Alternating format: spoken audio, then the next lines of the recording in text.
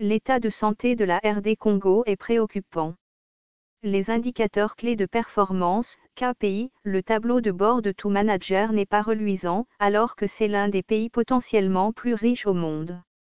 Relevant ces indicateurs, la mission nouvelle, regroupement sociopolitique, fait noter que 87,7% de la population vit en dessous du seuil de pauvreté, 176/186 pays dans l'indice du développement humain, 145/177 en corruption sur le plan global, 155/167 en démocratie, 183/189 en matière de facilité à faire des affaires. Révolté par cette situation, le physicien et précédemment maître de conférences assistant à la faculté des sciences de l'université de Kinshasa, Alain Daniel Shekomba, leader des néo-missionnaires, propose à MCNT quelques pistes pour sortir le Congo du coma dans lequel il se trouve et combler les vraies attentes de la population, à savoir la misère et l'insécurité.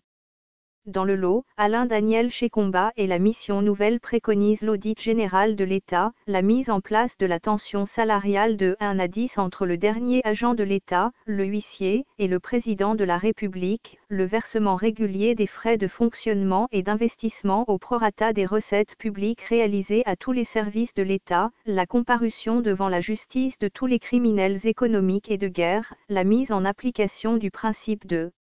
retenue à la source de 40% des recettes publiques à caractère national allouées aux provinces, l'installation de cours constitutionnelles, de la Cour de cassation, du Conseil d'État, la suppression du ministère en charge des médias, au seul maintien du Conseil supérieur de l'audiovisuel et de la communication, CSAC, la création du Fonds spécial pour la réparation et la réconciliation, le recensement permanent et identification générale de toute la population congolaise, la construction de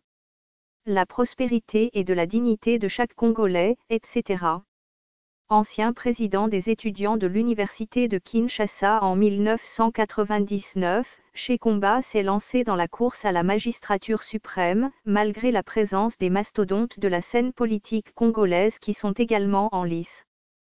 Pour moi, être mastodonte dans un domaine, c'est la capacité d'apporter des solutions aux problèmes qui se posent dans le secteur, combler les lacunes institutionnelles, fonctionnelles et le manque de transparence. Il y a une insécurité alarmante dans notre pays, le manque de distribution équitable des richesses nationales ne fait qu'aller de mal en pire. Dans ce tableau que je dépeins, où sont les mastodontes? Absents mais les problèmes présents. Pour moi, personne dans la classe politique actuelle en RDC n'est mastodonte, a-t-il conclu. Ce fichier audio a été créé par Panopre Basic, vous pouvez le télécharger sur www.panopret.com.